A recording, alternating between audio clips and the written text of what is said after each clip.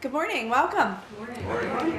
I'm Karen Styborski, the chairperson of the Conneaut Lake Aquatic Management Association, and we want to welcome all of you here today to come find out a little bit more about the lake. We're very lucky to have two great resources locally that can shed some educational light on it for us, and one of CLAMA's main responsibilities is to educate the public, because that's how we're going to keep the lake the healthiest moving forward, is by everybody knowing how to treat the lake and to do the best things and do the best practices for it.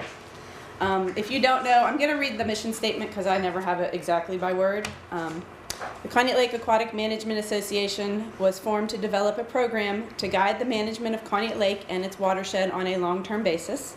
Our purpose is to protect Conneaut Lake's recreational, economic, and ecological values, to promote public safety and education, and to encourage a cost-effective aquatic management program.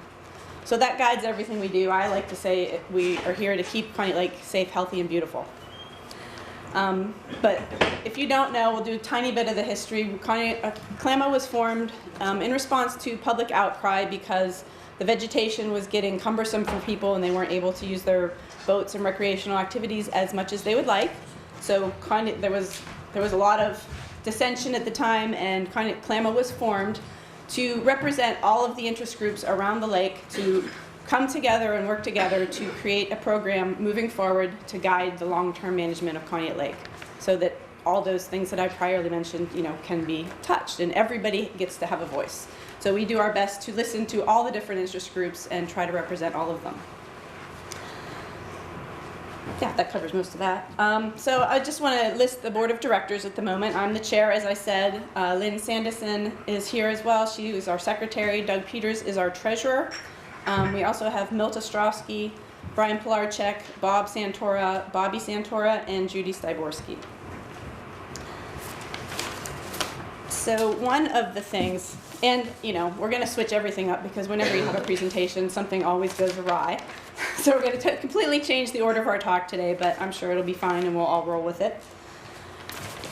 One of the things that I was going to bring up here is just a brief overview. I'll stand on this side. CLAMA is fully self-funded. We, get all of our income from different sources. This is 2017 at the top and 2018 at the bottom.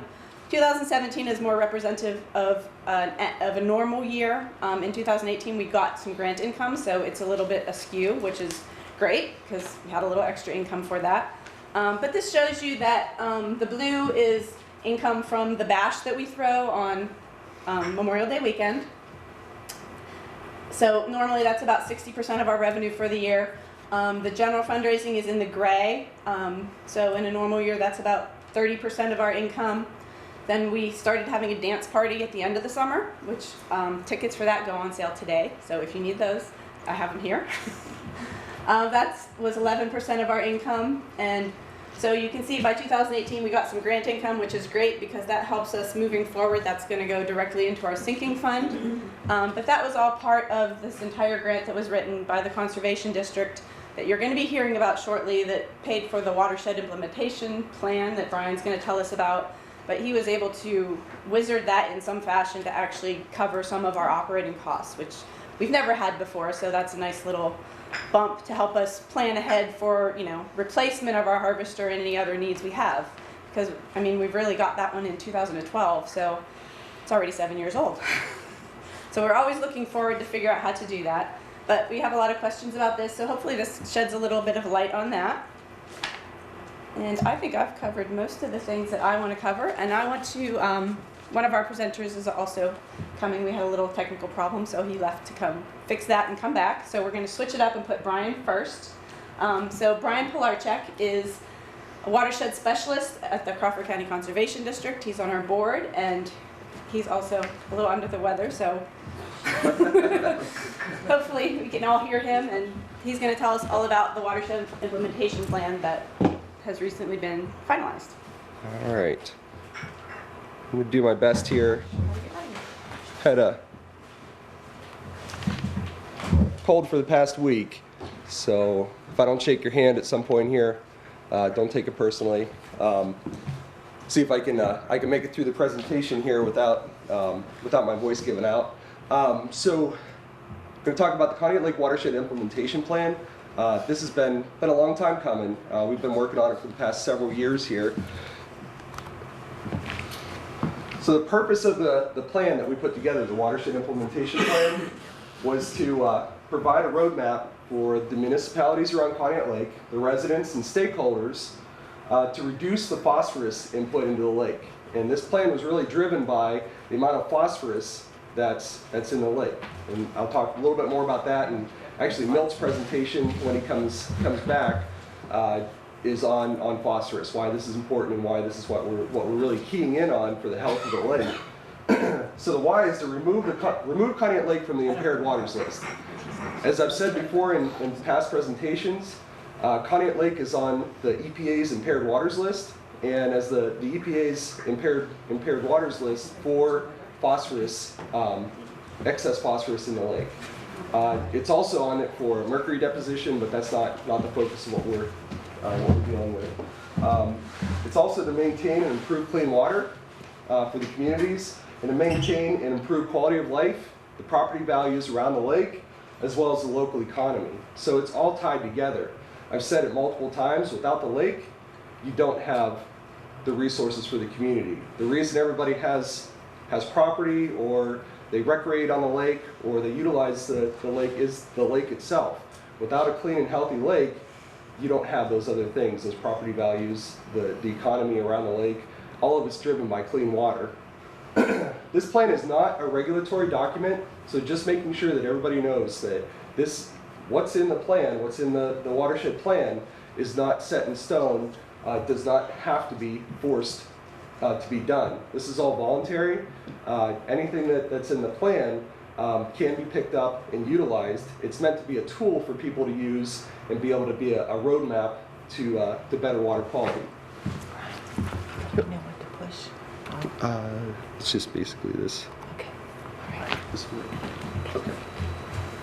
All right. So to rehash some of the planning efforts that we've done in the past, as Karen said earlier, in the late 80s and early 90s, a lot of aquatic plant growth in the lake, some water quality issues. They really drove starting off some of the planning efforts that were out there. And a water quality study that Dr. Ostrovsky did back in the early 90s was the kickoff for this 1996 Conneaut Lake Phase 1 plan. The Phase 1 plan identified priority areas to work in, recommended the formation of a lake authority, which became CLAMA. It recommended utilizing a vegetation harvester to try to remove some vegetation in an effort to remove phosphorus from the lake. So that was done in 1996. In 2001, the EPA approved what's called a total maximum daily load allocation for the lake, a TMDL. And that TMDL is essentially, it's as if a doctor was putting you on a diet. The Pennsylvania Department of Environmental Protection and the United States EPA was putting Conneaut Lake on a phosphorus diet. So they actually gave guidelines on what amount of phosphorus was recommended to come into Conneaut Lake to maintain good water quality. So with these watershed plans and that Phase 1 study, it's recommended that about every 10 years you pick up that plan and you look at it and you try to revitalize it. Things happen over 10 years, things change, and you want to make sure that your planning efforts are current and that you're still focusing on the main problems that are within the watershed. So in 2015, the Conservation District was able to secure a grant to do a couple of things. One was to develop the Watershed Implementation Plan, which is what we're talking about right now. It was also to support the harvester operations, because as I said, those harvester operations are harvesting plant material. They're taking the plant material out of the lake, and with that plant material, the phosphorus that's bound up in it is going out of the lake. So it's a phosphorus removal tool in addition to relief from the plant growth. The plan was completed in 2019. We had Princeton Hydro as a consultant that was hired to do the plan. It can provide a roadmap for maintaining and improving water quality if it's used. So like any plan, it's a great document. It's great if it's used. If it's not used and it's put on a shelf, it's only worth the paper that it was written on. So just remember that. All right, so all this planning effort over the past several decades, what has it got us? As recommended from the Phase 1 study, CLAMA was formed, and CLAMA is still active. So from that 1996 document, we had CLAMA. CLAMA has built itself and been able to do a number of different things. Since 1999, CLAMA has harvested over 11 million pounds of vegetation out of the lake. That translates into approximately 2,000 pounds of phosphorus and over 20,000 pounds of nitrogen that was removed from the lake. So that's a lot of material that's removed from the lake. The annual herbicide program has been funded by CLAMA and really funded by the people around the lake. CLAMA is that conduit to pull in the funding and then be able to implement those programs. Several cost share programs to improve farm operations and construct wetlands around the lake have been done over the past couple of decades by the Conservation District. We've had a number of grants for either agricultural best management practices or creation of wetlands, restoration of wetlands around the lake. So we've been working on that for a long time. Right. Yep. And how does that help the lake? So the agricultural best management practices and the wetland conservation, both of those things are meant to reduce the amount of phosphorus that's coming into the lake. So from agricultural operations, we have phosphorus in the form of manure and fertilizers, things like that, coming into the lake. We've been working with farmers in the upper watershed to be able to try to do things to reduce the amount of manure that's coming in. The other part of that is that when we work with the farmers, it's a win-win situation because a lot of times the operational improvements actually improve the operation, the farmer operation, to the point where it's easier to maintain. There's less. It ends up being a cleaner operation. The fencing is updated, things of that nature. The wetland restoration. Wetlands are the perfect filter and sponge for nutrients. So phosphorus and nitrogen, which we're talking about, wetlands act as a sponge. They soak up that phosphorus and nitrogen, they filter it out, and they give us clean water. So wetlands on the landscape are really important for making sure that we keep water clean. It also reduces stormwater. So those wetlands soak up the water and hold the water back. And the more wetlands that you have on the landscape in the right position, the less flooding that you have and the less stormwater issues that you have. So the more wetlands that we develop or fill, the more flooding and stormwater that we do see around the area. So I think that's what you're looking for. Land conservation efforts by both the French Creek Valley Conservancy and Western PA Conservancy. There's been a number of those around the lake. We see the signs, especially from French Creek Valley Conservancy, around the lake where they've been able to secure areas and conserve those critical wetland areas that are around the lake. So pretty good at that. All right, some general information about the Conneaut Lake watershed. The watershed's approximately 16,036 acres, and the lake's approximately 947 acres. Approximately 75% of the water entering Conneaut Lake originates from surface runoff. That's not terribly surprising.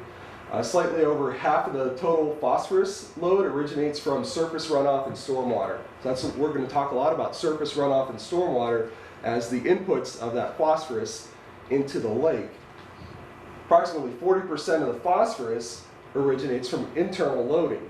Internal loading in the lake, it's the loading of phosphorus that's come in over the years. So over the past centuries, or even mostly from the past century here, as development has come around the lake, phosphorus running off the landscape in the form of soil erosion, in the form of fertilizers coming off the lake, in the form of phosphorus bound to those soils that are coming off the lake, gets into the lake. Once it enters the lake, it stays,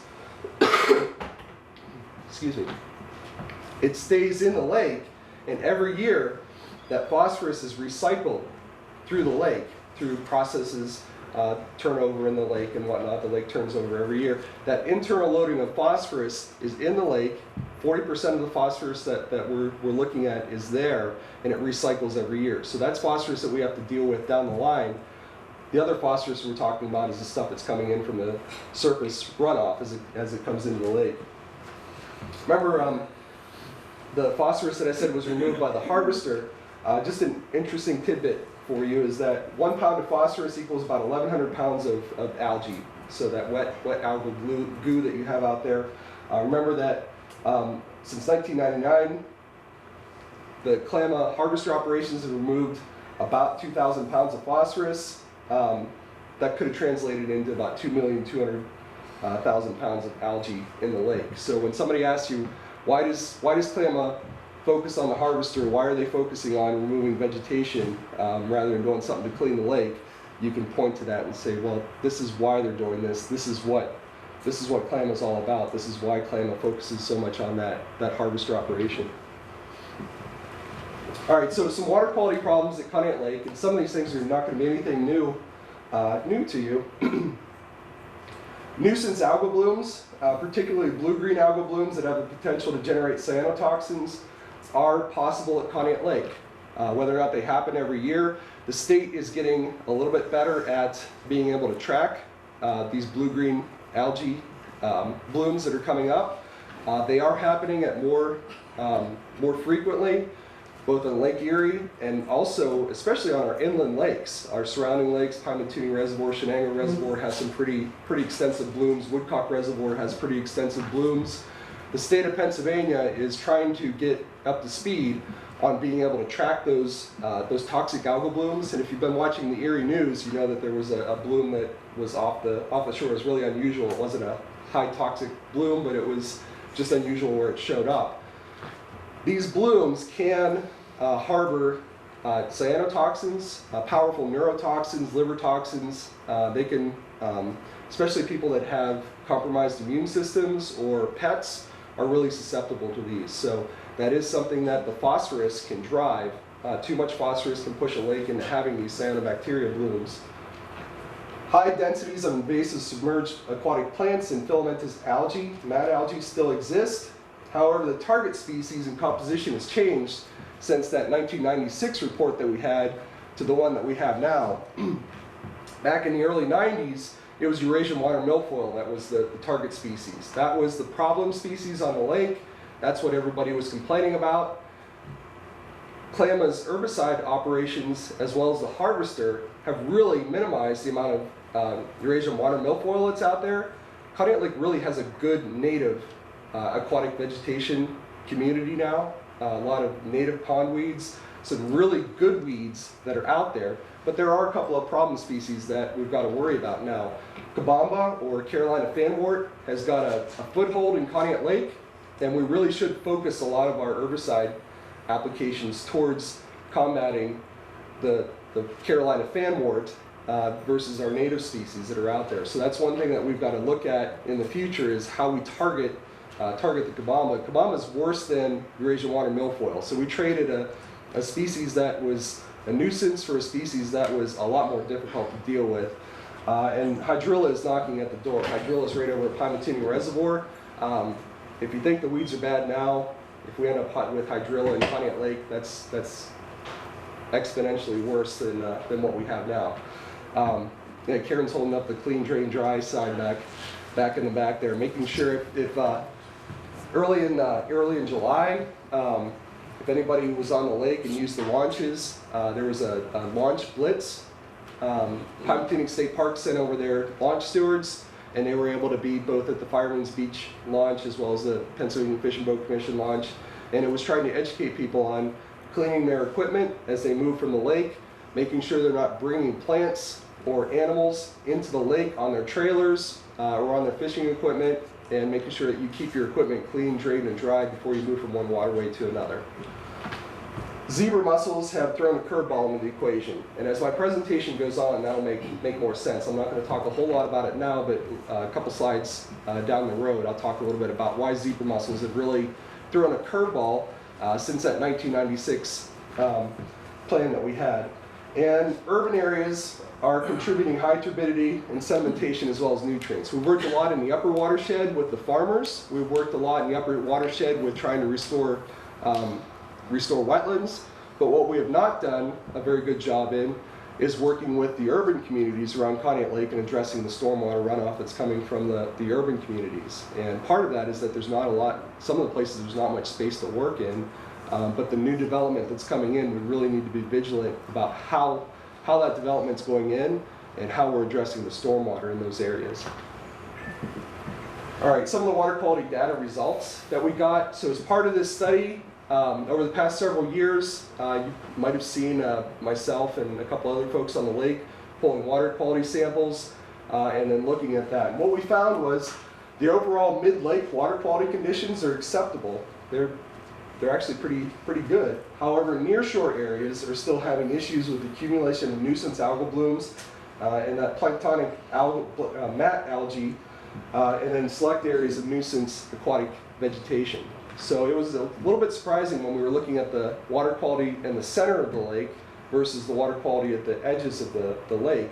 What we're finding is that what changed was that the zebra mussels, their addition to the lake, zebra mussels clarify the water, they clear the water. And one misconception about zebra mussels is that zebra mussels clean the water. They don't clean the water, they clarify it, they make it clear. The phosphorus is still available, so they don't remove the phosphorus from the lake. So what happens is all that incoming phosphorus off the landscape that's coming in our waterways, it is hitting the lake.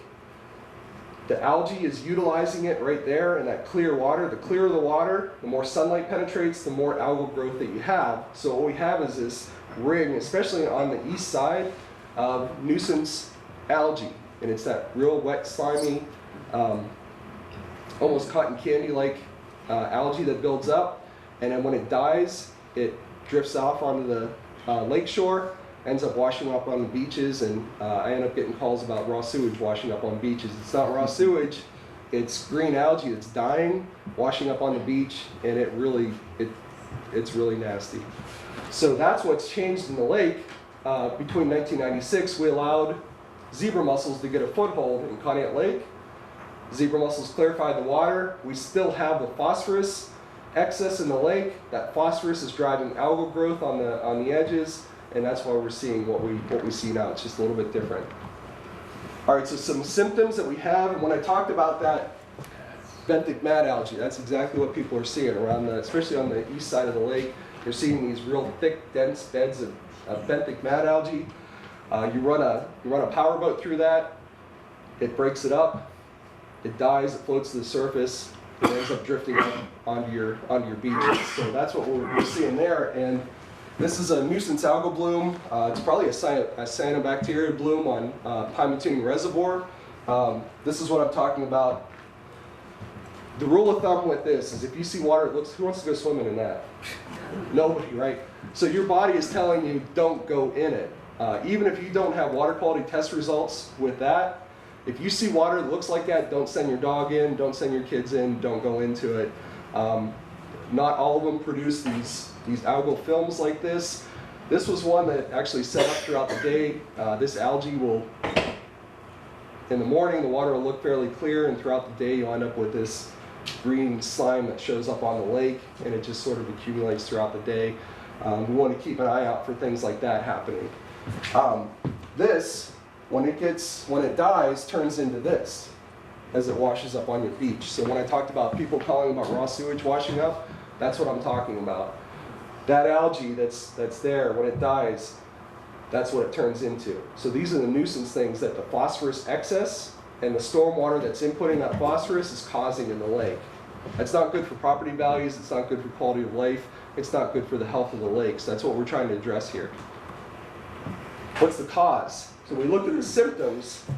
This is the cause. The cause is stormwater. And that stormwater can come from, whether it's in the upper watershed from agriculture, it can also come just as much from suburban runoff. So all the communities and all the developments within the lake are also contributing this. So it's not a either or. It's the people in the upper watershed that are doing this. It's the people that are in the urban areas that are doing this. It's both areas are contributing. As I said, we've been working with the upper watershed for quite a bit. We really need to focus a little bit more attention on what's happening in the suburban areas, especially with new development. New development as it's coming in, we really need to look at how we address the stormwater and how we address the water quality of that stormwater that's coming out. Some of the older communities they were built in a manner that there's not much that you can do with the amount of stormwater that's coming off of them. They weren't designed to manage the stormwater that was in them, but new development, we really need to focus on that. So a lot of the plan focuses on new development and how we address that stormwater. All right, just to give you a little bit of an idea of the land use around the lake, 46% of the watershed is forested area. We've got about 14% that's developed area. This is about what we have for both cultivated crops as well as pasture and hay. So the mixture here. A lot of that, might as well go to the next slide and then I can focus on that.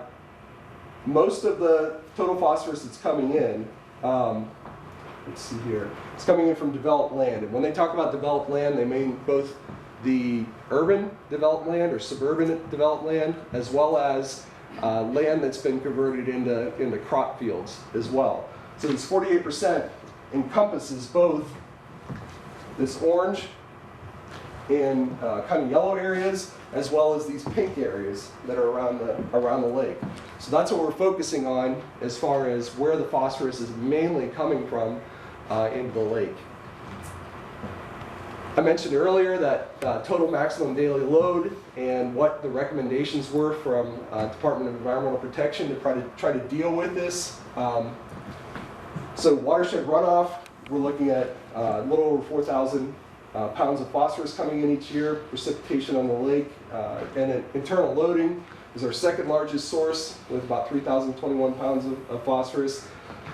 The sum of all these equals 7,673 pounds, or this is from a model, so this isn't exact. Our target is this 4,630 pounds. So this watershed implementation plan was trying to focus on how do we address these areas and try to reduce that amount of phosphorus and get this 40% reduction. All right, so to do that, we try to reduce the hydrologic load as well as reduce the pollutant load. Some small scale measures that we can come up with: rain barrels. Rain barrels are a really good water conservation measure. They do hold a little bit of the first flush of a storm, but once they're full, they cease to be a stormwater management tool any longer. Utilizing rain gardens or on-site stormwater management. There is an Act 167 ordinance that all the municipalities signed on to for around the county. That 167 ordinance, when you build a new structure or increase impervious area, you're supposed to work with the municipality on how to address the stormwater that's coming off of, whether it's rooftops, whether it's sidewalks, whether it's driveways, any of those impervious areas, things that water won't soak through. That 167 plan is supposed to pick up. The problem is, a lot of times folks look at that and they say, well, is my sidewalk really going to have that big of an impact? Is my roof really going to have that big of an impact? Your roof probably isn't. Your roof and 20 of your neighbors is. So when you look at it that way, we need to try not to circumvent that Act 167 ordinance that's out there. It's meant to protect you, protect your property values, and protect the water quality of Conneaut Lake. That 167 plan is there for you to use, and like I said about the watershed implementation plan, if we don't utilize it, we end up losing in the long run. So every time that somebody looks at something and says, I want to put a new deck on, why is the municipality making me deal with the stormwater? I shouldn't have to deal with this. You can look at the water quality on Conneaut Lake and say, do I want to trade the water quality on Conneaut Lake and my property values for putting in the deck that I want to without the stormwater controls? I'm not saying don't develop, I'm saying develop smart and making sure that you follow those 167 ordinances, and when the municipality says you really shouldn't run your gutters straight to the lake, that you figure out something else to do. They're not just being a pain in the butt on it, it's there for a reason. So changes in behavior, and that's where that comes into. We have to figure out, and this is probably the number one thing that we can do around Conneaut Lake, are changes in behavior. Talking to our neighbors, informing them why these ordinances are in place, why we have to reduce this amount of phosphorus, and why it's important not only for our quality of life, also for the water quality, and also for our property value. So once we get that change in behavior, that's where we start seeing improvements in water quality. And larger scale measures, focusing on areas of infiltration, those vegetated swales, and I'll talk a little bit more about these as we go through. Creation and restoration of wetlands, agricultural best management practices, and then a really important one is conservation of undeveloped land within the watershed. If there are still wetlands left in the watershed, should really think about whether or not we can conserve those and restore those wetlands to be able to soak up some of this excess stormwater that's coming through, as well as the nutrients. So a couple of things within the watershed plan, they've given us a couple of potential projects around the watershed for each of the municipalities, things that we can tick off and try to utilize. This was an area, it's right in front of the borough building. It's trying to take that water, rather than take it straight to this grate and straight out, because this goes straight out to the lake. So it picks up all the water from this section of the borough, takes it straight out to the lake. One of the recommendations was this 3-chambered baffle box, which is basically putting in a retention device that slows the water. It pulls out the material that's in that water. It filters out the sediment, which is holding the phosphorus, and then trying to remove that from that. So this is something that we're working on, talking to the borough about whether this might be a possibility. Another one in the borough, but this is one that can be translated to a lot of places around the watershed, and it's some of these ditches and swales that we have where we have a conveyance that pushes water straight from the roads or the rooftops and takes it straight to the lake without any treatment. It's utilizing these bioswale techniques. So what we end up doing is widening these areas, incorporating engineered material. So it's a soil mix underneath that will allow infiltration. Rather than having narrow ditches that convey water straight to the lake, we try to utilize it to soak water in. It works in some areas, it might not be appropriate in some areas. Fish and Boat Commission launch, this was an area that was identified. There is basically for lack of a better term, there's a wet spot that the ditch runs into. It outlets right into the lake. There's an opportunity there for a rain garden that we could put in. There's an opportunity here for a failing seawall. Seawalls are really popular around lakes and reservoirs. Seawalls are easy to install, they look neat. One of the properties with seawalls is they increase the amount of wave energy along the shoreline. And usually what happens is you have, it's a smooth surface, waves hit it, those waves run along the side of that sheet piling, and they pick up speed. And wherever that sheet piling ends, that's where you start to see erosion, because the water will rip right around it and start to pull it apart. There are other techniques that are out there, and in areas that we can utilize things like imbricated rock. It's better habitat for fish and other organisms that are on the lake. It doesn't increase the amount of wave energy that rips and rolls alongside the shoreline. There are other techniques besides the imbricated rock that I have set here, sawtooth deflectors and whatnot. There are other shoreline stabilization techniques that are out there beyond the sheet piling that might be more environmentally friendly and reduce the amount of shoreline erosion that we see. All right, this was an area that was identified as a potential for a vegetated basin retrofit. And as I said before, none of these sites were set in stone, none of these sites are mandated.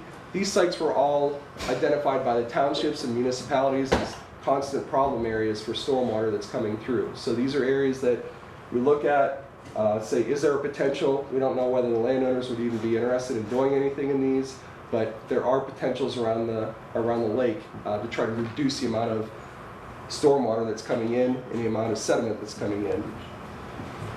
All right, cost versus benefit. One thing I'm going to tell you about this this sheet is don't get hung up on the numbers.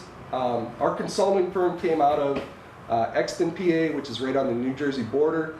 And when you look at their costs for a lot of things, it's different than what we'd have in Crawford County. So don't get hung up on the numbers. The numbers are meant to give us a ballpark of you know, what we would look at for if we were going to look at this a little bit deeper. And I have a feeling that we wouldn't get close to a lot of the numbers that are on there. But one thing that we have to look at, though, and why I put this up here, is, you know, we look at that borough maintenance lot, the amount of total phosphorus per year that's removed, the cost that it would take, and the maintenance cost. This gives us an idea of what it would cost to install it, what the benefit would be. Is it 6%? Is it 0.3%? Is it 31.5% of that TMDL that we're trying to address?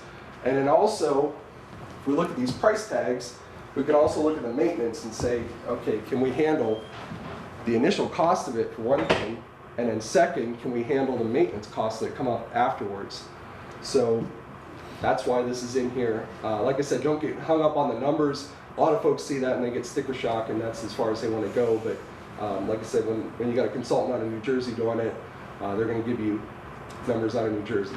So the last thing I'll bring up, and this is an in-lake measure, is nutrient inactivation. And you know, I usually say there's nothing that we can do to simply sprinkle something on the lake and make our problems go away. That's not 100% correct. We can sprinkle something on the lake and make some of our problems go away, but it's temporary. So with that, alum treatments are using either alum or an alum surrogate. It's dosed to the lake in a certain measure, and I'm talking about a lot of material. This isn't just a couple of bags. This would be truckloads of material. Input into the lake, it creates a blanket over the sediment, and what that does, that internal loading, that 40% of the phosphorus that I mentioned earlier that's causing part of the problem in Conneaut Lake, it caps it temporarily. Could be for 2 years, it could be for 25 years. It really depends on how much material is coming in from the watershed, how quick that blanket gets buried, and how fast that alum blanket goes away. So it's there.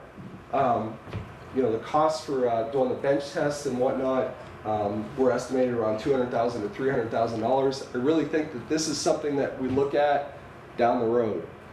We need to first look at the watershed BMPs, try to reduce the amount of sediment and phosphorus that's coming in the first place, because I really think that if we tried this first, we might solve some of our algal blooms, but what we wouldn't solve is the stormwater inputs. We wouldn't solve the aquatic plants that are causing problems.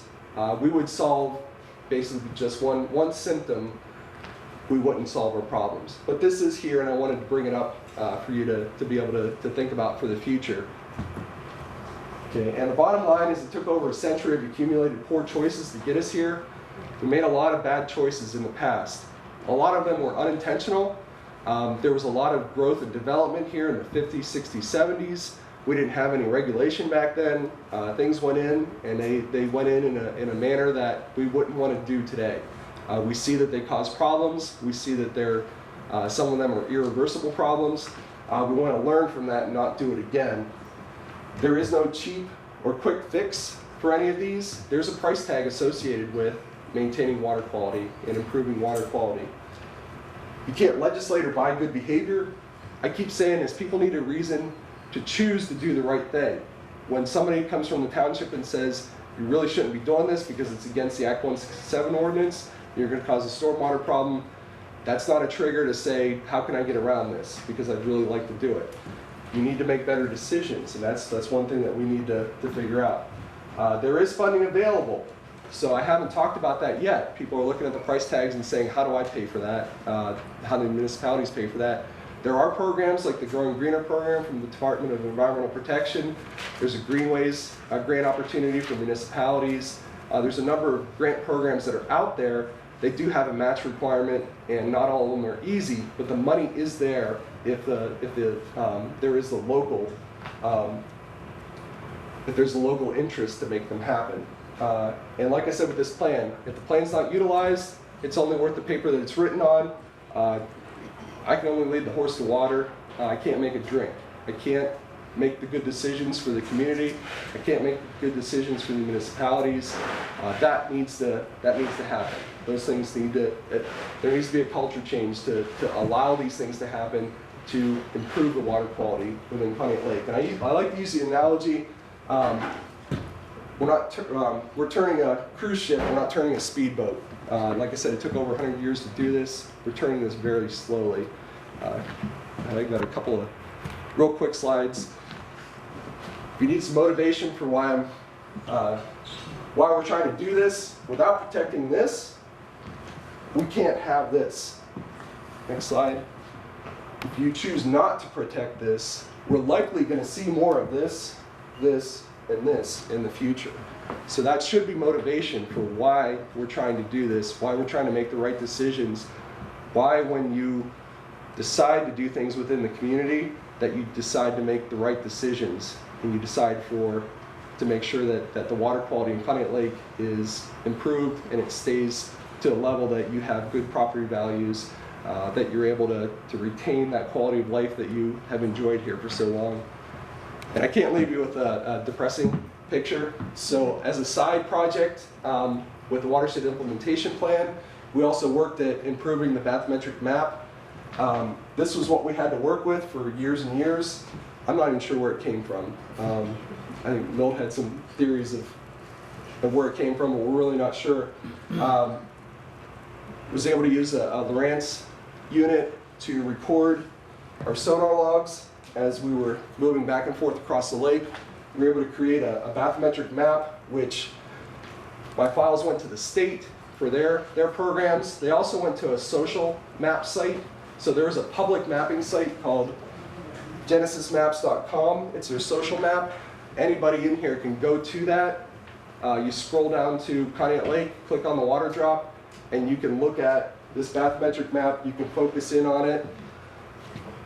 You could also download it, or upload it, I'm sorry, onto Lowrance units and Simrad units. There's a certain suite of fish finders that you can utilize this on, so you can actually take it out on the lake. And I got one more. Just to give you an idea of the difference in resolution, everybody knows the Midway hump, right? This is the current map. This is what it looked like on the old map. So there's a whole different, it's quite a world down there on the bottom of Conneaut Lake. Of all the lakes that I've mapped so far, Conneaut Lake is by far the most interesting. It's got a lot of features, it's got a lot of humps, it's got a lot of valleys. It's really a neat lake. A lot of the other lakes that I mapped, it's a perfect bowl. It's a classic kettle. We'll go to my last slide here, and this is my contact information. We're going to hold questions at this point because I think I took more time than I was planning on taking. And Milt, you got your, we're going to hope it works, right? Yes. We're gonna stall for just a couple seconds while he gets his presentation loaded. In that time, I just want to say thanks to Brian and the Conservation District because they have done a world of work on behalf of Conneaut Lake over the years. Lynn Sandison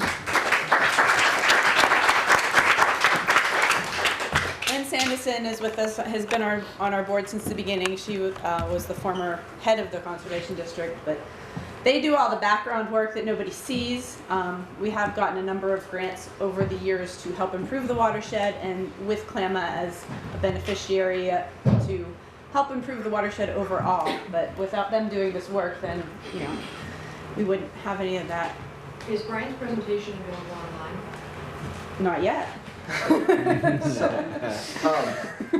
I know Armstrong has asked for that, the presentation, so it should be there. I'll have to check to see whether or not I can put it on our website when I get back to the office. So we can communicate that through the Facebook page or the Facebook group as well, or it'll probably go out in one of our letters. We have an upcoming letter due to go out, so when we have access to that, we will do that. We'll work on getting that. You're good? Hope so. All right, well then I won't stall any longer. I want to introduce Dr. Milt Ostrovsky from Allegheny College. He also has been on the board since the beginning and has been instrumental in providing our science background. That's all. You'll enjoy. He's a very good presenter. So, did you drive for Brian? Yeah. So I just nod and you'll nod my head and Brian did one of these. You did what? He pointed. Oh, okay.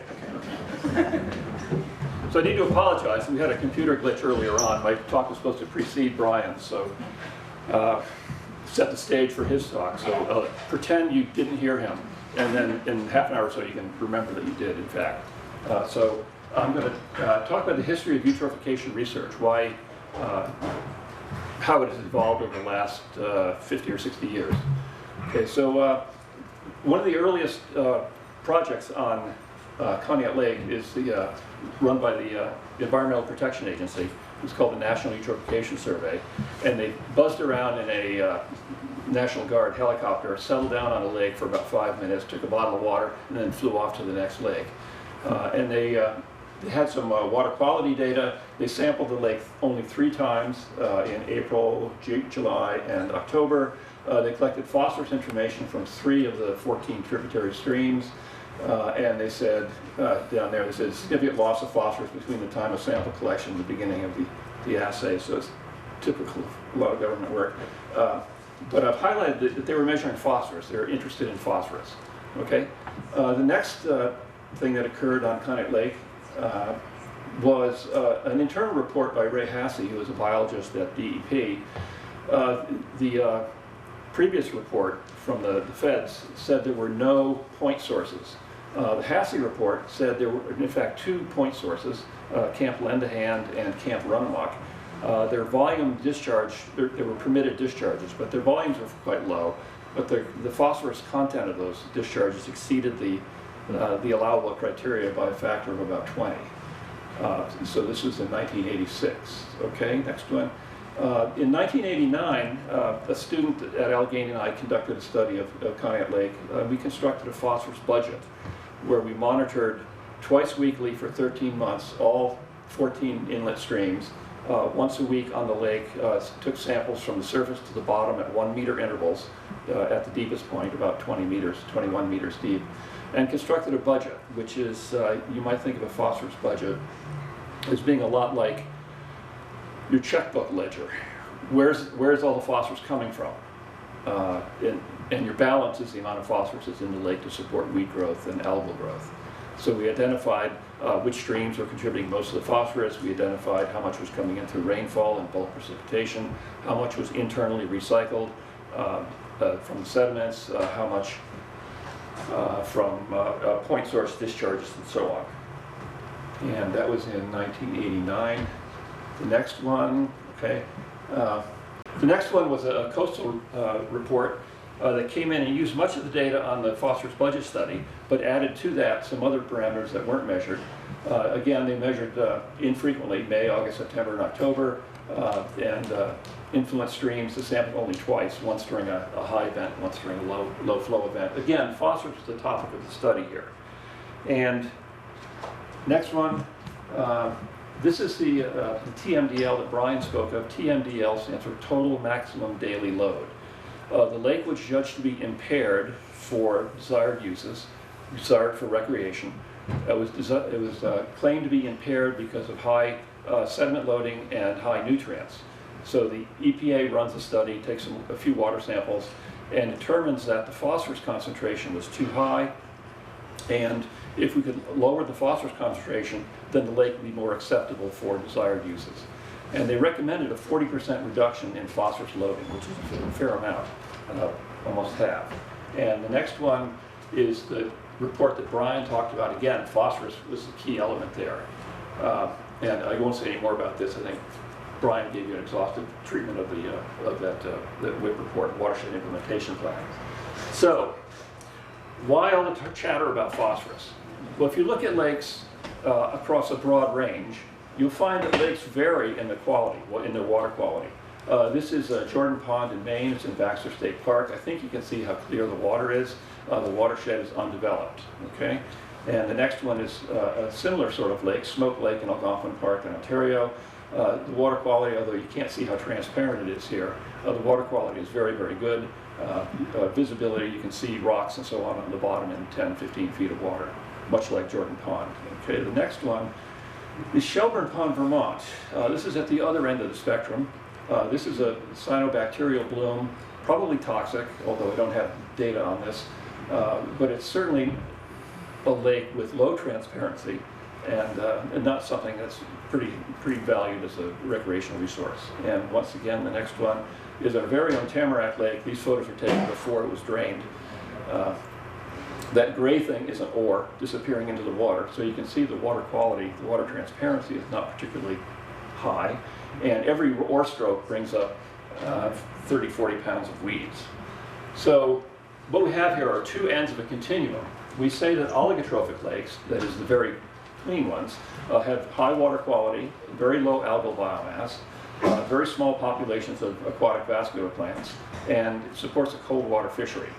Whereas eutrophic lakes, on the other end of the spectrum, the water tends to be turbid and murky, high algal blooms, and high biomass and algal blooms, large population of hydrophytes, and a warm water fishery. And the cold and warm water fishery has nothing to do with water temperature.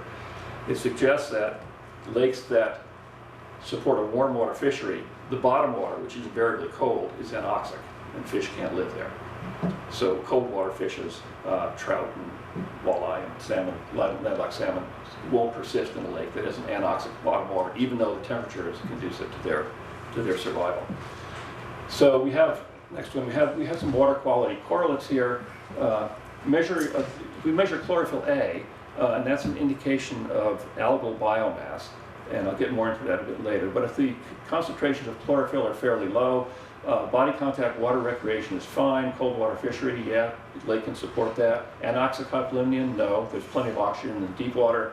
Secchi disk transparency, the measure of water clarity, is in excess of 5 meters, and there's no such thing as a winter fish kill because there's abundant oxygen. On the other extreme, if the chlorophyll is too high, say at 25, it's not a lake you want to swim in. It's not a lake that supports cold water fishery. The bottom water is anoxic, totally devoid of oxygen. Secchi disk transparency is less than 1.5 meters, and wintertime fish kills are common. So what controls the trophic status of lakes? Why are some lakes on the oligotrophic end very clean and some lakes on the eutrophic end? The idea was to look for something that causes these differences among the lakes. So we go back to the mid-1800s. Justus von Liebig was a German agricultural biochemist, and he's featured in every ecology textbook as the father of, or the coiner of the phrase, law of the minimum. He argued that for plant growth, there is always something, just one thing, which is in short supply. And if you could alleviate that shortage, then plants would grow more. So he developed the idea of commercial fertilizers in the 1840s. So to show what his idea looks like, sometimes people use this. How much water can you put in that barrel? Well, it depends on the shortest stave, right? His idea is what limits plant growth, either algae or rooted aquatic plants. And the idea would be there's some nutrient which is in short supply relative to the needs of that organism, or those organisms. And it's not necessarily the element in the shortest supply, it's relative to the needs. And I'll show you an example that's pretty close to our hearts, I'm sure. The next one, if you had the need to make lots of martinis for a party, let's say, and the gin to vermouth ratio was 5-to-1, and you had a quart of vermouth and a gallon of gin, which is a limiting factor? Which would determine how many martinis you can make?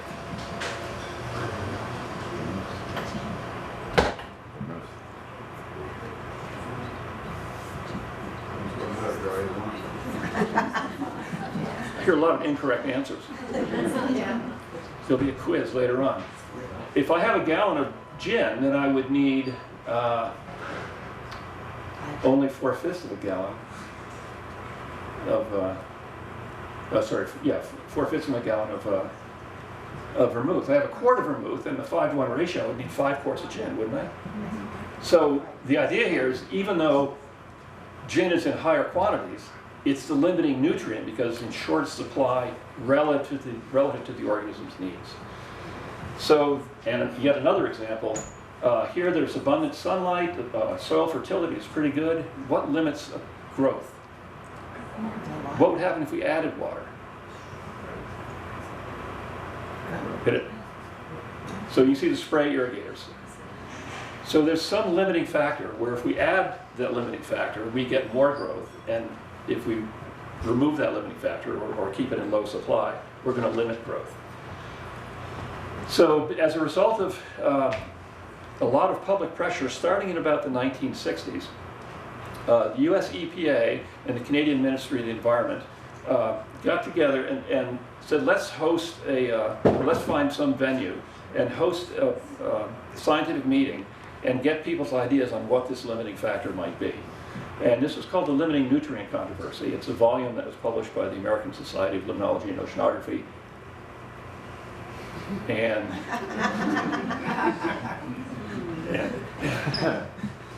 well, if you want to highlight any point of your talk, that would be a good switch to have.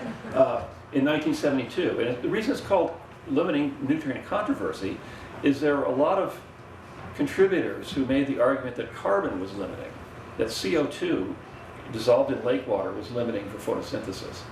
And others argued that it was probably phosphorus. Not coincidentally, the people who were arguing that it was carbon, all the research was supported by the Soap and Detergent Manufacturers Association and Wyandotte Chemical. So I'll skip their argument and show you the argument of the phosphorus people who thought that phosphorus was a limiting factor. They made the argument that if phosphorus is in fact limiting, then there should be some sort of correlation between the amount of phosphorus in the lake and some measure of trophic status. The abundance of algae, for instance, or the development of anoxic hypolumnetic waters. If we remove phosphorus, then the trophic status of the lake should improve, should become clearer, less algae.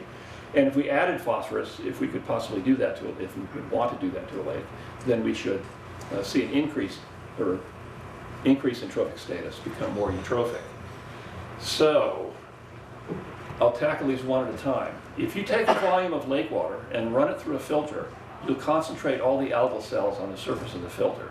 And then if you take the filter and extract the chlorophyll as a measure of algal biomass, rather than counting individual cells, we can measure chlorophyll as a surrogate measure of total algal material suspended in the volume of water that you filter. So this was thought to be a pretty good indicator of trophic status, the amount of chlorophyll. So Frank Brigler and Pete Dillon, who is Frank's graduate student, went into the library, which is a repository of infinite amounts of information that haven't really been mined yet. And they said, let's look for lakes where there was concurrent measurements of phosphorus and chlorophyll and see if there's any relationship between the two. So on the x-axis, I'm not sure you guys in the back can read this, but the x-axis here is the total phosphorus measured in the springtime when the water is uniformly mixed. And the y-axis is the average summertime chlorophyll. And that would be weekly measurements between Memorial Day and Labor Day. And there are 49 different lakes represented here, and by damn if they don't fit a nice little pattern. It seems like lakes with high phosphorus in the springtime have outrageously high chlorophyll concentrations. And remember the previous graph I showed, 25 was an undesirable amount, so 25's in here somewhere, so some lakes are really soupy. And lakes with low phosphorus have low concentrations. Now this is just a correlation, right? It doesn't necessarily imply cause and effect. I could ask you all your shoe size and your hat size and graph them together on an XY plot, and they'd probably fall in a straight line. They're just correlated. It doesn't mean you have a big head because your feet are large, right? What we need to do now is show that if I removed phosphorus, that the water quality would improve, and if I added phosphorus, the water quality would deteriorate. So the next slide is some data from Lake Washington. And if you're not familiar with Lake Washington, it is this lake in downtown Seattle. It's surrounded by urban development. And in the early 1960s, there were 11 sewage treatment plants that were discharging their effluent. I don't want to say it's untreated. It was primary and secondary treatment, but not nutrient removal. Discharging their effluent into Lake Washington, and Lake Washington looked like pea soup. Okay? So over the years, they decided, let's divert these 11 sewage treatment plants and send the effluent out to Puget Sound. You got to do something with it, right? It's all water, mostly water, mostly. And so as the sewage effluent was decreased and diverted away from the lake, this line is the total dissolved phosphorus. Phosphorus is pretty high. It looks like about 100 units, 100 micrograms per liter, or the loading rate was high. And then it fell as they diverted the sewage. These blue boxes are measures of transparency.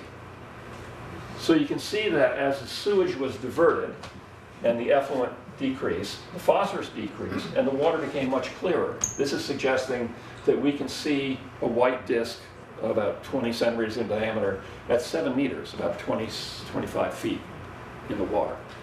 Whereas previously, the water transparency was such you could only see that disk if it was 2 meters or less.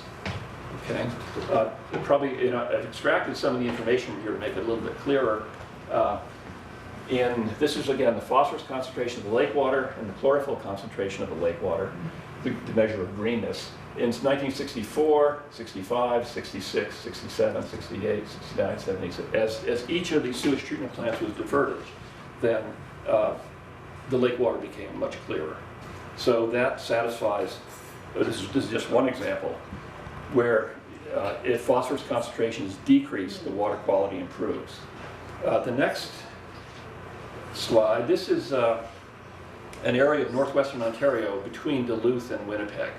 And the US EPA and the Canadian Ministry of the Environment got together, kicked in some money, and created a research area here called the Experimental Lakes Area. And the idea was, this was a remote area, and there were literally thousands and thousands of lakes, as you can see from the Google map here, that these lakes could be played with. We could do anything we wanted to these lakes to learn how they responded. One of the lakes, they ran out of names. This is Lake 226. One of the lakes, he said, hey, this is a figure 8, roughly, figure 8 shaped lake.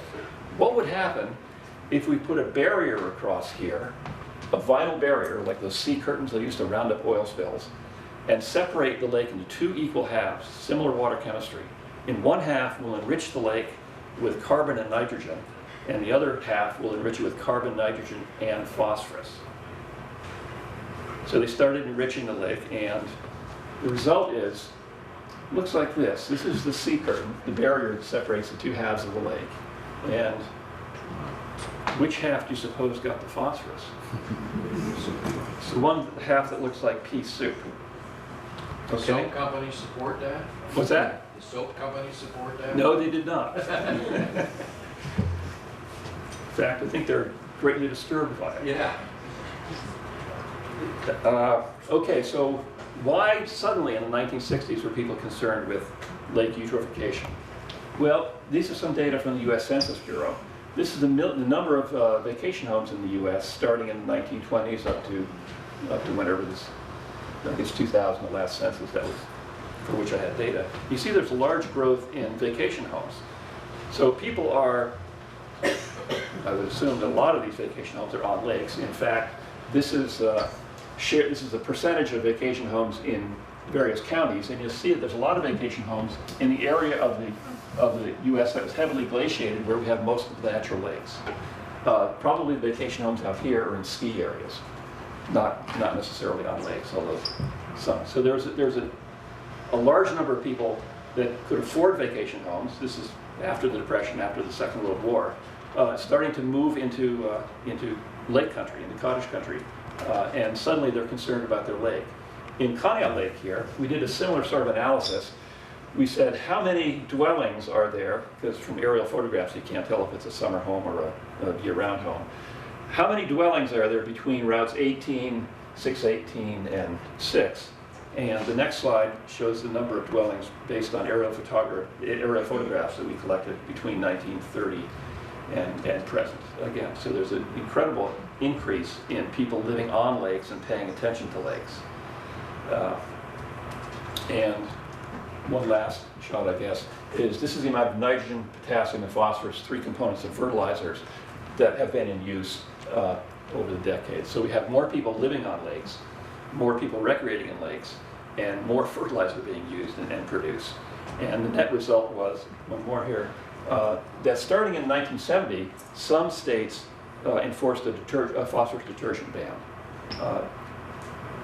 So it's illegal to sell high phosphate detergents in many states, and currently there are about it's like 26, 27 lakes that have those states that have phosphorus detergent bans.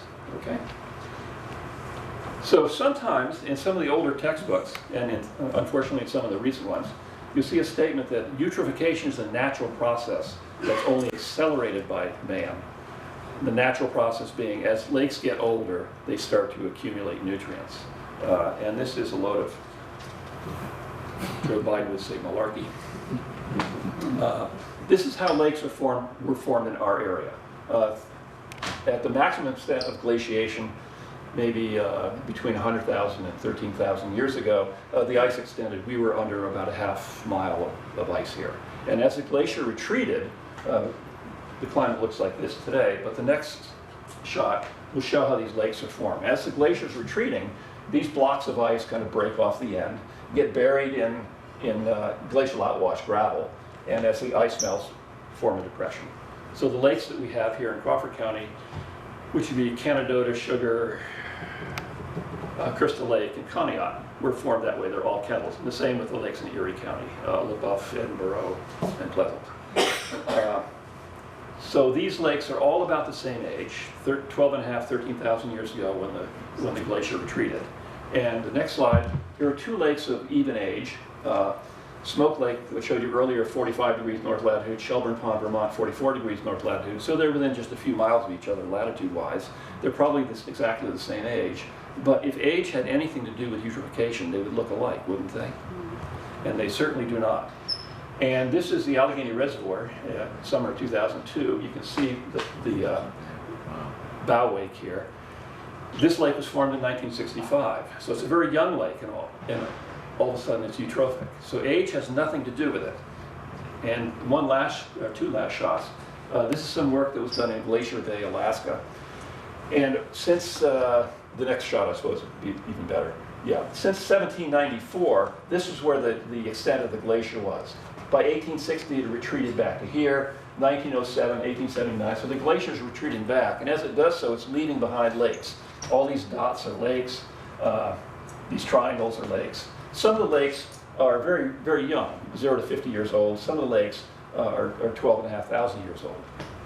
And if we measure phosphorus in those lakes, we see that across the span here from 1 year old to 10,000 years old, the phosphorus concentrations are all fairly low, between 5 and 10 micrograms per liter.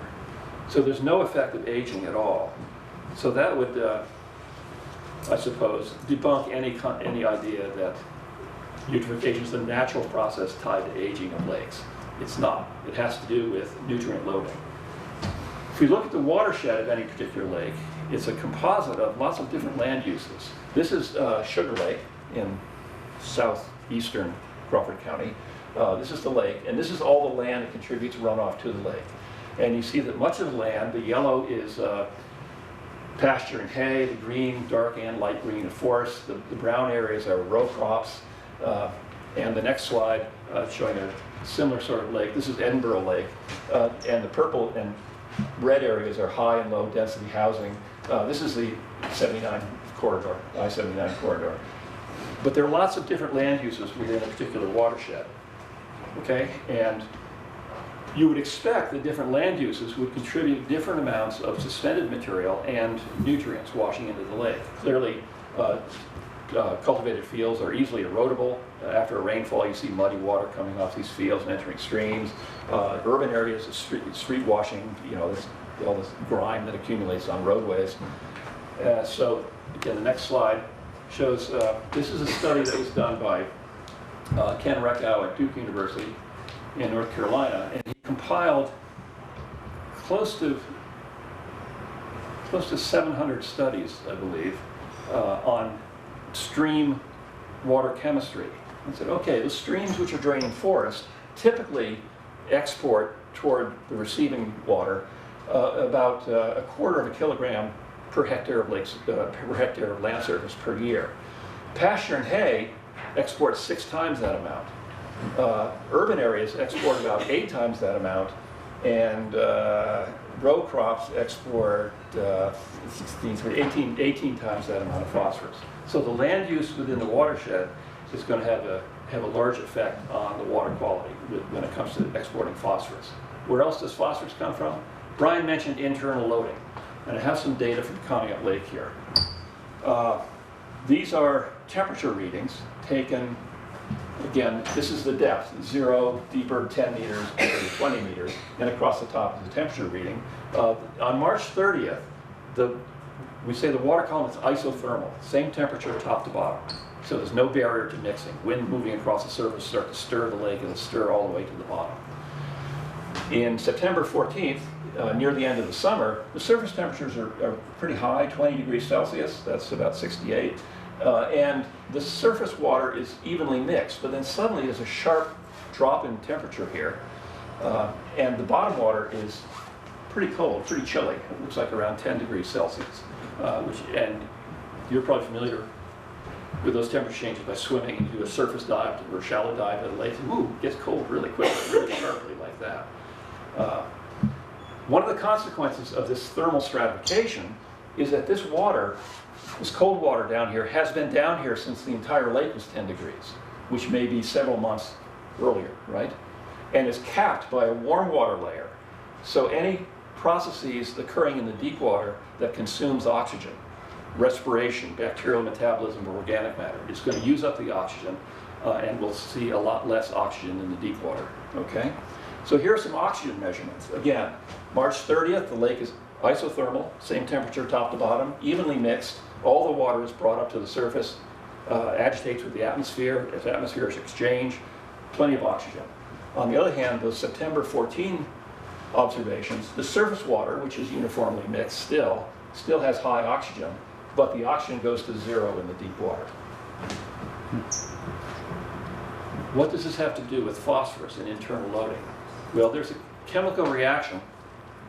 Phosphorus is very sticky. It binds to iron.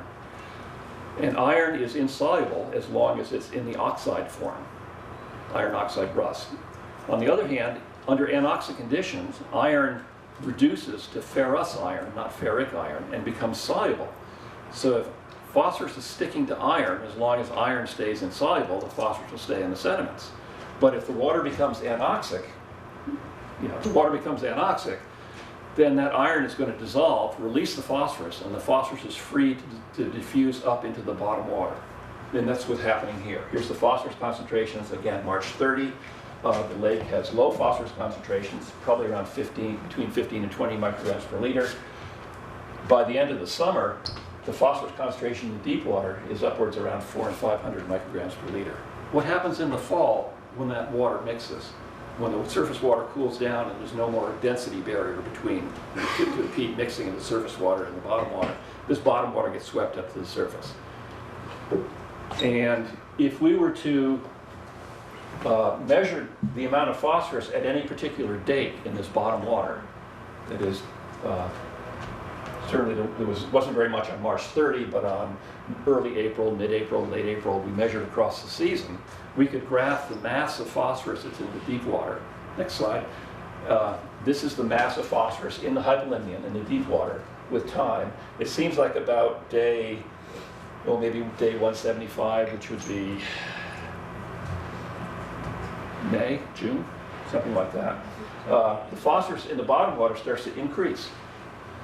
And it doesn't decrease until the lake starts to mix deeper and deeper in the fall as the surface water gets cooler.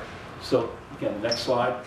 This is the amount of internal loading. And the slope here is about a little over 11 kilograms of phosphorus per day is coming out of the sediment, enriching that bottom water. And in the fall, when the lake mixes, this bottom water homogenizes with the surface water, and we get a pulse of phosphorus coming in. So this is the basis of a phosphorus budget. The amount of phosphorus in the lake depends on the phosphorus coming in from bulk precipitation, that is in rainfall or windblown dust, pollen, snow melt. Point sources, can't run them up and can't lend a hand. Stream flow, all the 14 streams coming in. Groundwater, coming in through the sides of the lake. And sediment, some phosphorus goes down to the sediment, but some also comes back, a lot comes back. And we lose a bit out the outlet. So what is the result of our phosphorus budget study? It looks like this. All the streams contributed, the blue area is a stream, a little less than half. The sediment release, about 44% of all the phosphorus loading to the lake comes from release of the sediments. A little bit comes from precipitation and not very much from groundwater. So that's why phosphorus is important. Now, two of the problems on the lake. First of all is weeds. weed is a plant that's out of place. They're not weeds, they're aquatic vascular plants. They're important for fisheries, they're important for habitat, for all sorts of organisms. They stabilize the bottom. Wave action won't stir up quite as much mud if there's rooted plants, but they can be a problem for your boat. So here's the issue. Rooted aquatic plants get most all of their phosphorus from the roots. Okay? So the amount of phosphorus in the water itself doesn't seem to have much of an effect on aquatic plants. And if we look at, this is a survey that I did of 64 lakes, I think, in Vermont, New York, Connecticut, Ontario, Pennsylvania. And this is the amount of phosphorus in the sediment, and Conneaut Lake is the red one there. You can see that no matter how rich or poor the lake is in phosphorus, the amount in the sediment shows no relationship. What I think the issue is the nature of the substrate. This lake, I think you can see, has very little in the way of rooted aquatic growth. There's some equisetum here growing up, but it's mostly a rocky gravel bottom that doesn't have much in the way of nutrients. I mean, it's like trying to grow a garden on rocks and gravel, right? It's not going to happen. And the same with Lake Tahoe in California. It's a rock, gravel, sandy bottom. There's not going to be much in the way of weeds. On the other hand, if the lake is muddy, you're going to get, it's a good rooting medium, it's like topsoil. You're going to get lots of growth, but it's limited in the depth. These data are from Lake Pleasant in Erie County, and this is based on 103 quadrats that we sampled one summer. There's very little growth in shallow water. This is the depth of the water in centimeters. And this is biomass, the dry biomass of aquatic plants. And there's very little in the very shallow water because wave action keeps that stirred up. But there's none out here where the water is so deep that light can't penetrate to the bottom. So most of the weeds are confined to a shallow band around the shoreline, deep enough that waves aren't going to disturb the growth, but shallow enough that light can get to the bottom. So, next shot shows this is what you can do with aquatic plants. You can harvest them or spray them with herbicides, and I think Klamath is doing all it can possibly do on the budget that we have. The weeds, I think, are being managed in Conneaut Lake, and you've seen the harvester out there. I'm sure you've seen the spray boat early in the summer. The other problem has to do with turbidity in the water. And the turbidity is measured with a Secchi disc. Secchi was an Italian oceanographer who invented a white disc. It's a disc here. You lower it down until you can't see it anymore, and that's the Secchi disc visibility. It's a simple, quick measure for measuring water transparency. Next slide. These are some data, again, from Conneaut Lake. This is the amount of chlorophyll in the water, and that's the Secchi disc visibility. And you see the two are tightly correlated. So these data suggest that the murkiness of Conneaut Lake is not due to mud running in, although certainly after rainstorms there's a lot of mud coming into the lake through the various streams. But out in the open part of the lake, most of the turbidity, statisticians would say 81% of the turbidity that we see is due to chlorophyll alone. And the other 19% is due to suspended sediment, silt, clay, mud, something like that. And the importance of chlorophyll and Secchi disc, next slide, is that if we measure chlorophyll and Secchi disc on collection of lakes, you see that very small changes in the amount of chlorophyll lead to drastic decreases in water clarity. Okay, so we're poised here somewhere in this region. A little bit more chlorophyll as a consequence of more phosphorus being added to the water would decrease the transparency quite a little bit. And the importance of that is shown on the next slide. This is Lake Champlain, very scenic lake, a fairly large lake. I think it's 110 miles from the south end to the north end. Maximum width here is about 20 miles across from Burlington to Port Kent. And the Lake Champlain Basin Commission did a study on the impact of water clarity on economic development. And they came up with the conclusions that for every 1 meter decrease in water clarity, there would be 16.8 million dollars in economic activity lost. The lake becomes less attractive for tourism. Less hotels, less restaurants, less boat rentals, less guides, less fuel, less beer, less whatever fishermen. Beer mostly, I guess. And 200 full-time jobs attached to the tourism industry. And, importantly, a 37% depreciation in seasonal home value for every 1 meter decrease in water clarity. So if the Secchi disk is, let's say, 5 or so on average during the summer, and it decreases to 4 because of increased nutrient loading, creating more chlorophyll, decreasing the transparency, these are the projected decreases. And one more study, the next one was done by the University of Maine Agriculture and Experiment Station. There's zillions of lakes in Maine, maybe not that many, but quite a few. And it's a state with a fairly low population, so the demand is less. There's so many lakes and so few people that there's lots of lakes. And they looked at water clarity and looked at the sale price of lakeside homes, seasonal homes. And they found they surveyed 34 lakes, and they found a bunch of lakes which had Secchi disk around 1 meter and 2 meters, 3, 4, and 5, and so on. And said, what is the sale price? And they made sure that these homes were about the same size, same number of bedrooms, same facilities, and were just the same distance from population centers. So they tried to normalize this. And they found that that if the lake had a Secchi disk reading of 1 meter, that is the white disk this big around disappears in this much water, the average lot price was $413 per lineal foot of frontage. On the other hand, if it was 2 meters, a little bit clearer, you could get a lot more for your property. And more, and more, and more. This is not a linear, that doesn't increase by the same bound. You get to a point where the difference between 4 meters and 5 meters is not that important. The difference between 1 and 2 certainly is. So the value of lakefront properties is affected by water clarity. Water clarity is affected by chlorophyll, and chlorophyll is affected by phosphorus concentration coming in from the watershed. And next slide, that's my story. I'd be happy to answer any questions. I think Brian's still around for questions too. What would Conneaut Lake be, the clarity? It varies, but across the season, I think the average is between 2 and 3. I mean, there will be times when it's very clear,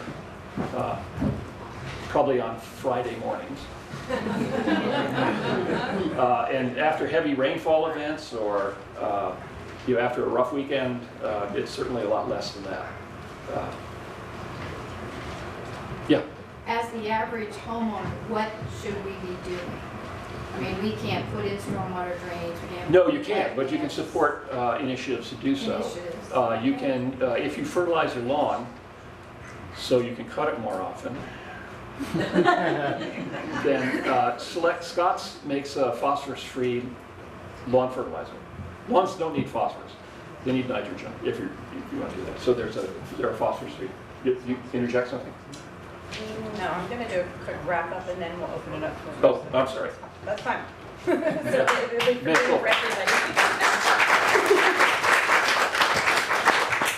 So thank you very much. I'll answer one question up front. The watershed implementation plan will be available on the Conservation District website. So you can just Google the Crawford Conservation District to get the exact address, and it will be uploaded. It's not there yet, but sometime this week. I will also upload it to our Facebook group. So if you're not a member, you have to request to be a member. There's no restrictions, just do it. Find us somehow and do that. And the bigger we can get it, that's the only way we can do documents. I can't put them on the page unless you know something more than I do about Facebook. I'm not super adept at it. But join the CLAMA group, and that'll help us disseminate information faster.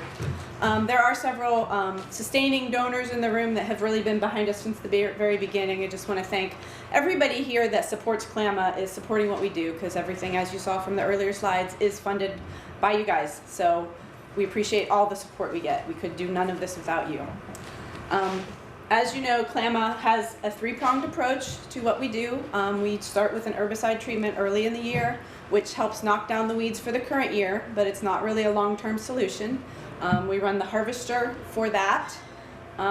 One story I do want to share, at the Palms Conference, which is the Pennsylvania Lake Management Society, a couple years ago they shared a story about a lake outside of New York City that was shut down on July 3rd because of toxic algae blooms.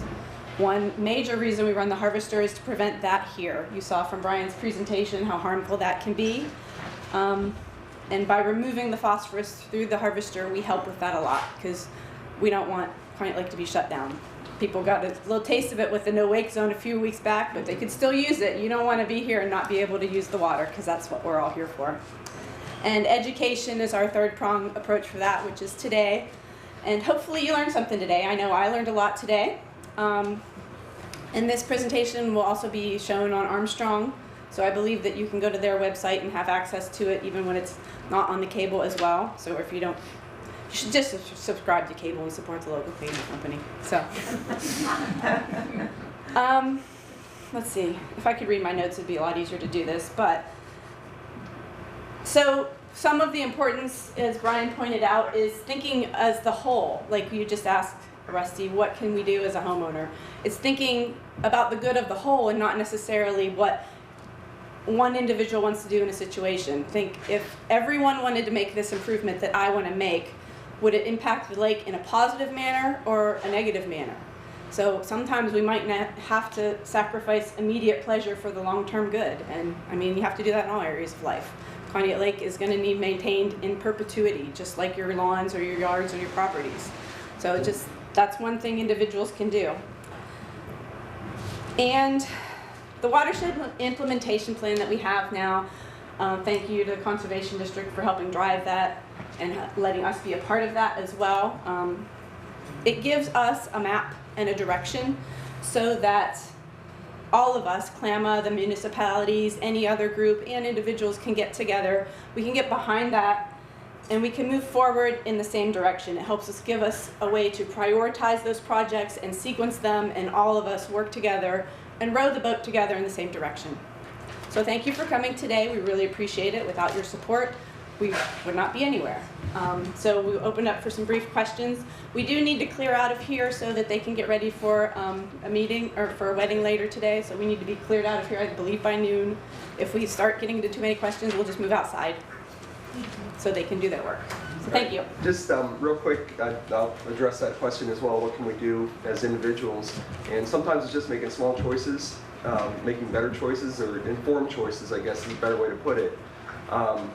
You know, one of the things is the stream conduits end up as a way to dispose of lawn material sometimes. It's definitely not a good method. Find another way.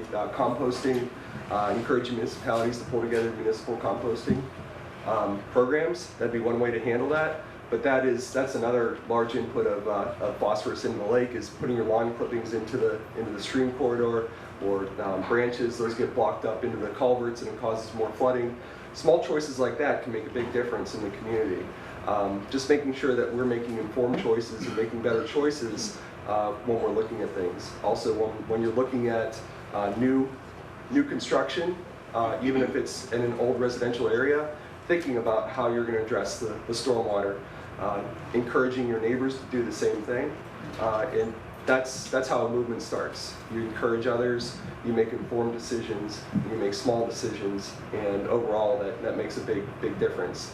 It's easy to think about each one of our individual properties as an island, and that if I just focus on my island, I don't have to worry about anything else.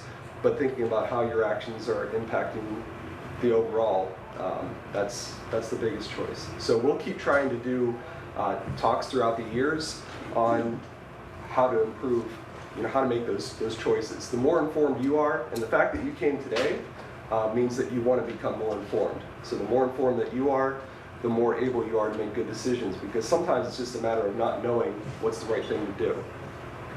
So, let's see if we have other questions. Bill, I think you mentioned that 26 states ban phosphorus or potassium from their fertilizers. In detergents. In detergents. Oh, has nothing to do with the fertilizer. Oh, sorry. Sorry to make that clear. Has anybody contacted the landscaping firms that do business around here about using phosphorus-free? Scott has mentioned the phosphorus-free fertilizers when they do their And that's, lawn mowing and landscaping firms.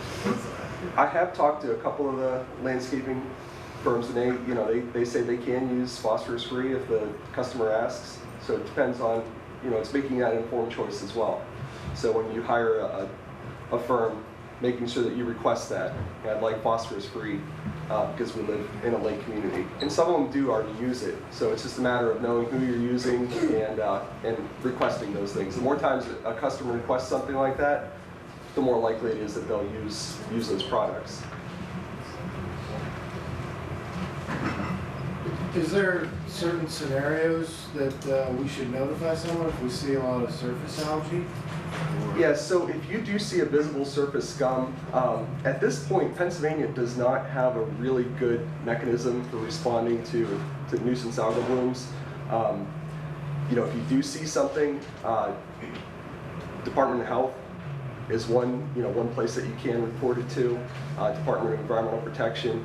If you want immediate response, Fish and Boat Commission, they're usually the quickest to be able to respond to something. But at this point right now, Pennsylvania is not at the point that there's a clear point of contact and a clear way to address a harmful algal bloom.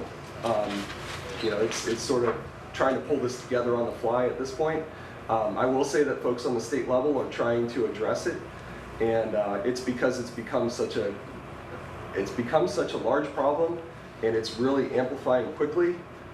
We noticed it on Lake Erie initially with the water closure, where there were a couple 100,000 people that were without water, and from there people started realizing that our inland lakes are just as susceptible, and in some cases even more susceptible.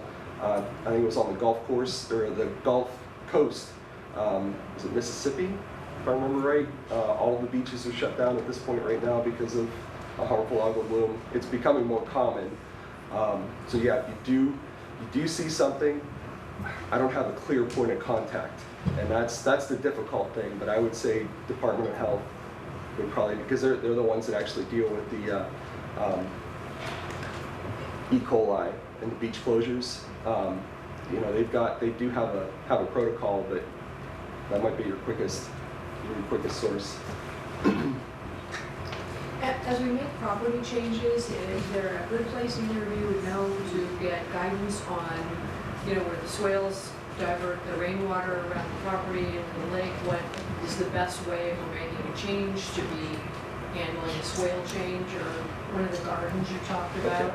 So as far as the rain gardens and as far as how to implement those things if you're making a change, first place to go would be your local municipality and talk to them as far as what the 167 ordinance requires in your specific situation. Some of these things do require engineering with them. Some are not quite as difficult to pull together, but the municipality should be the first place to start.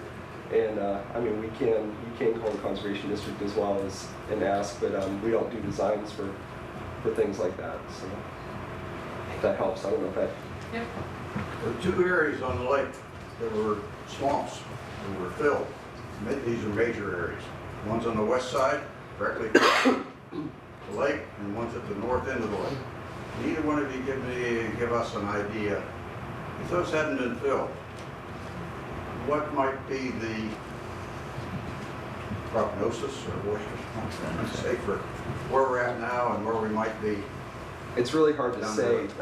What I will say is that throughout the years, we've all made bad decisions on how we've handled things as far as the landscape.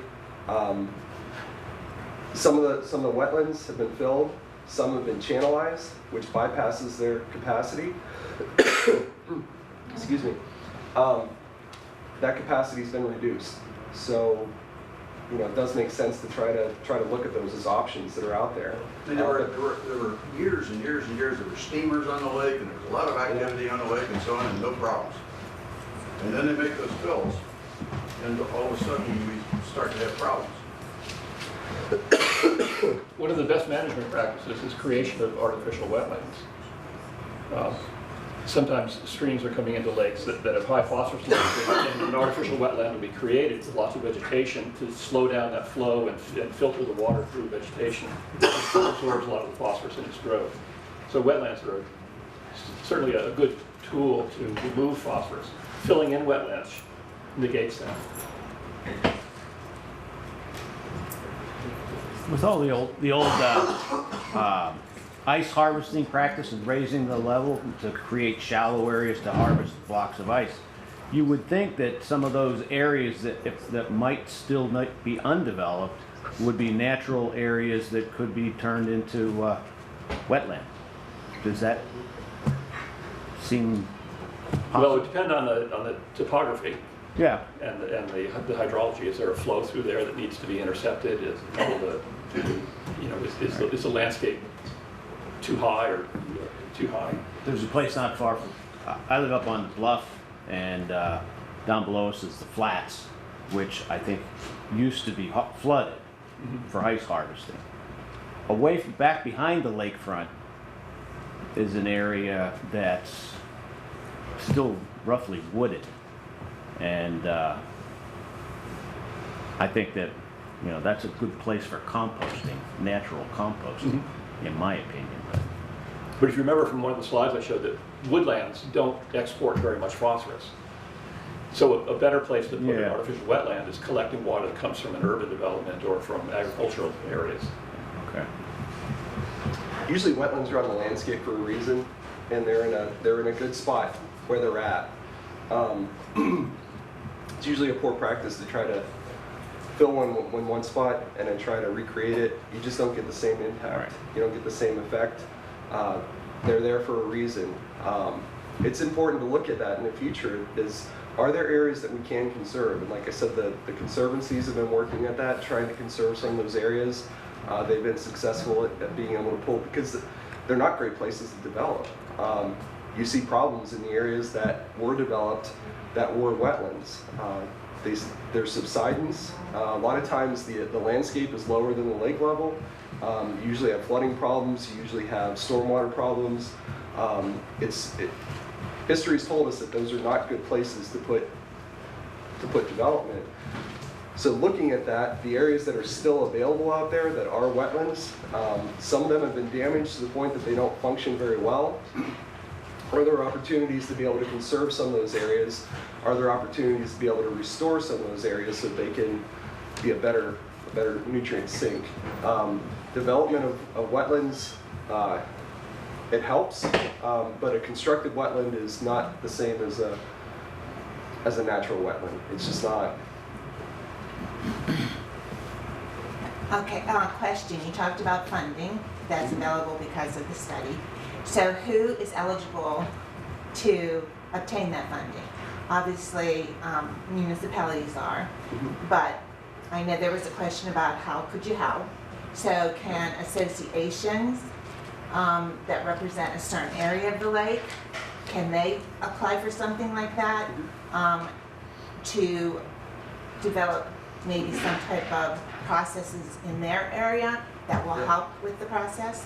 Those are usually pretty successful, because once you get a very local response to something, you really can focus on a certain area. So it could be municipalities, a nonprofit organization. So as long as your association has a 501c3 status, CLAMA has the 501c3 status.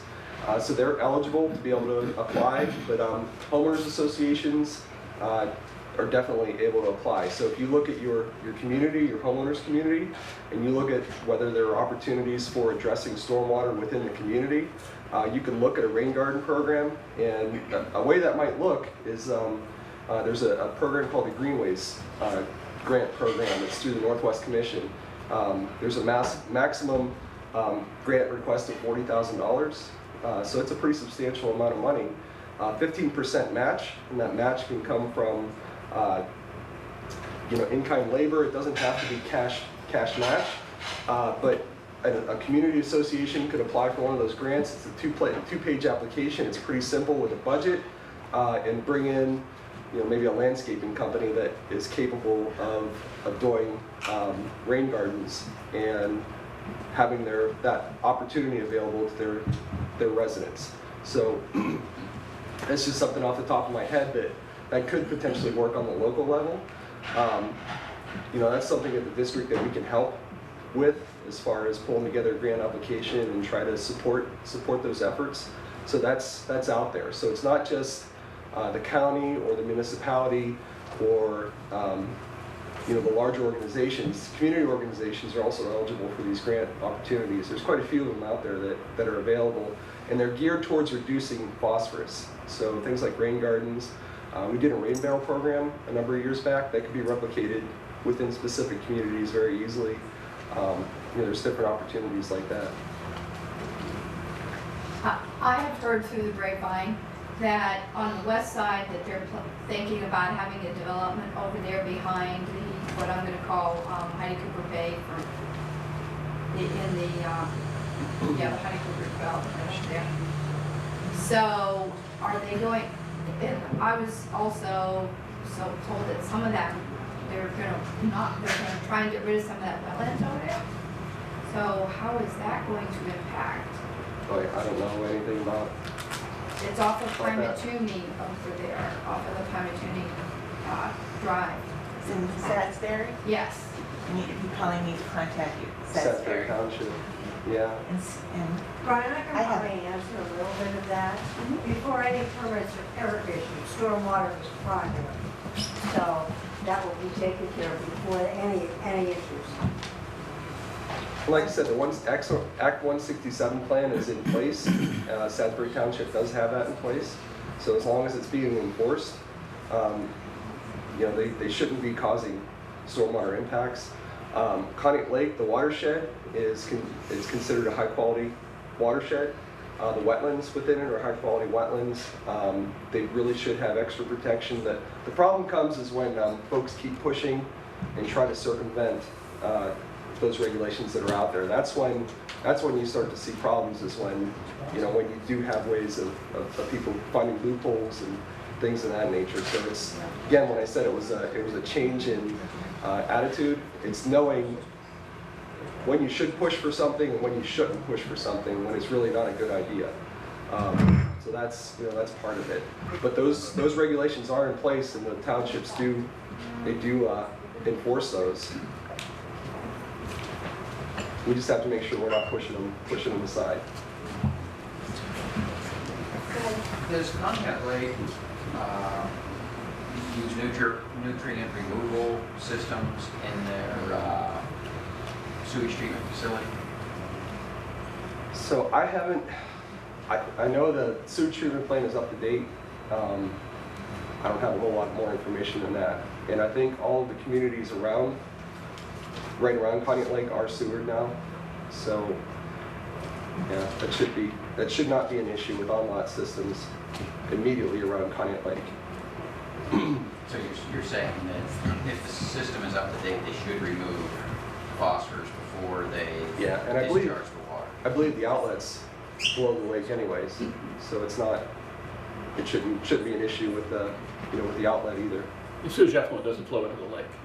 Flows into Conneaut outlet. Flows into Conneaut outlet. And I think the International Joint Commission mandates that any sewage treatment plant in the Great Lakes watershed must have nutrient removal. Okay. But there's no requirement beyond that, although it's good practice to do that. Okay. I was remiss in thanking the Iroquois Club for hosting us, because they do this as a donation with all the coffee and everything. So we really appreciate that. They support us very well. And also for thanking Brian and Milt for preparing these presentations so we can learn more. And I'm going to turn it over for just a short story to Doug Peters. He's our, what are you, treasurer? That's it, finance. Money guy. He has a quick story just to wrap everything up, and then we'll get out of Sandy's way so she can prepare. If you have more questions, we'll hang around outside to do those if you need to. Thank you, Karen. As many of you know, this lake is not state funded, unlike a lot of the lakes in this state, for the care of the hygiene of the water.